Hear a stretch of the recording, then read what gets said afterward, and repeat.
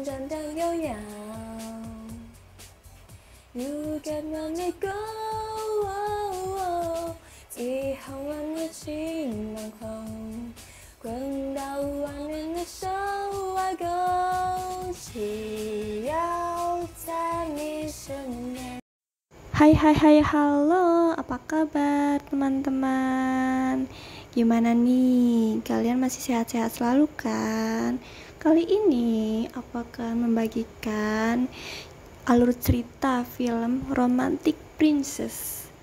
Oke, yang belum tahu, ayo simak, tapi jangan lupa like and subscribe ya, agar aku selalu semangat membuat video-video lainnya. Oke, terima kasih. Yuk kita lanjut ke videonya. Film diawali dengan wanita cantik yang bernama Xiaomei. Ya, Xiaomei ini hidup miskin. Dia ingin merasakan bahagia seperti hidup seorang putri.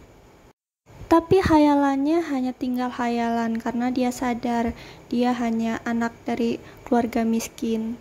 Sementara itu, dia mendapatkan uang dari membagikan brosur dengan memakai kostum agar mendapatkan uang dari pekerjaannya. Namun karena dia terlalu capek memakai kostum dan kepanasan, akhirnya Xiaomei pun terjatuh pingsan. Singkat cerita, setelah terbangun dari pingsannya, ternyata Xiaomei dikejutkan oleh orang tuanya yang bercerita bahwa sebenarnya kamu adalah anak orang kaya dan jemputanmu sedang menunggu.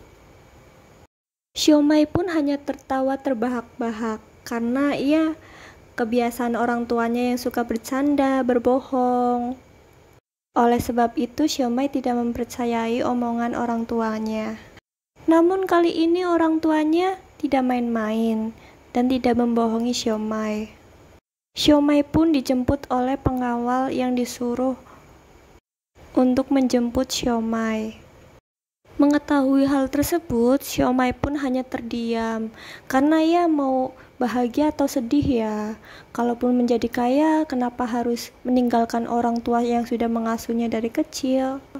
Di situ Xiaomei hanya dilema antara sedih atau bahagia karena mimpinya sudah terkabul.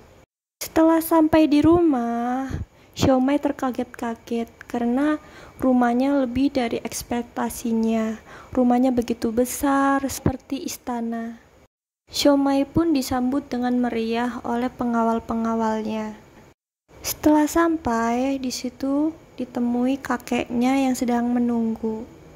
Kakeknya pun bilang kepada Xiaomei, "Kau begitu mirip dengan ibumu yang sudah meninggal. Aku sudah mencarimu dari semenjak kamu kecil, karena kamu terhilang." Xiaomei pun hanya terbingung melihat rumahnya yang begitu besar.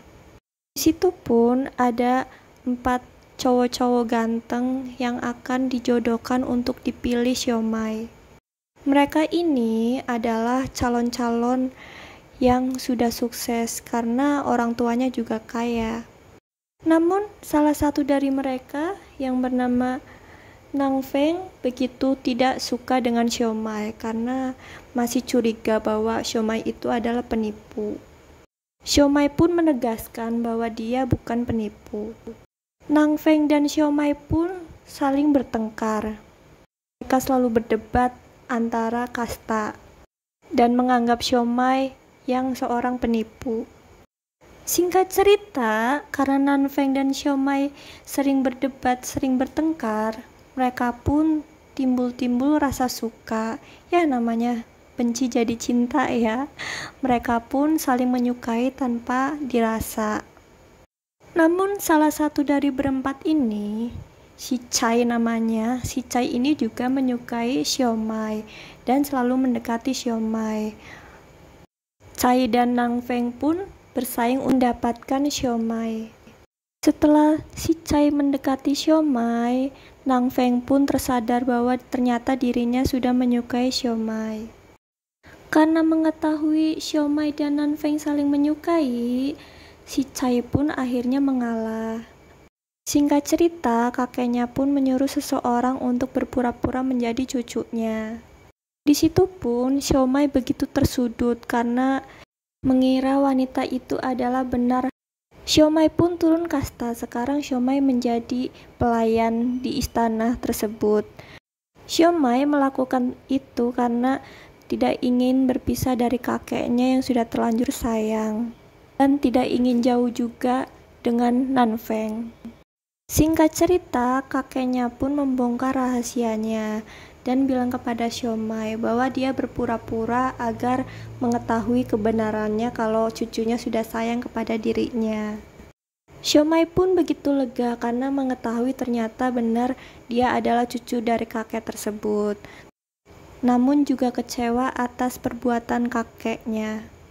Singkat cerita, Xiaomai pun kabur dari rumah. Dan Nanfeng pun yang sudah mencintai Xiaomai, Nanfeng pun mengikuti Xiaomai untuk pergi dari rumah. Di situ pun Xiaomai dan Nanfeng hidup susah, dan untuk makan sehari-hari pun Nanfeng menjadi kuli untuk menyambung hidupnya bersama Xiaomai. Akhirnya pun kakeknya menyadari bahwa kesalahannya sudah membohongi dan tidak percaya atas Xiaomai. Dan akhirnya kakeknya pun menyuruh Xiaomai dan Nanfeng untuk pulang. Karena keadaan kakeknya yang sakit, akhirnya Xiaomai pun menuruti omongan kakeknya untuk pulang. Setelah kakeknya sehat, Xiaomai pun disuruh untuk melanjutkan bisnis kakeknya dan disuruh untuk kuliah di luar negeri. Setelah lulus kuliah, Xiaomai pun disuruh untuk menikah dengan Nanfeng. Nanfeng pun menunggu untuk Xiaomai untuk kembali dan untuk menikah. Film pun selesai. Film ini menceritakan tentang wanita yang hidup biasa saja dan mimpinya untuk menjadi orang kaya dan ternyata menjadi kenyataan. Oke, sekian dulu video dari saya. Semoga kalian suka ya alur ceritanya. Jangan lupa subscribe. Oke, terima kasih. See you, goodbye.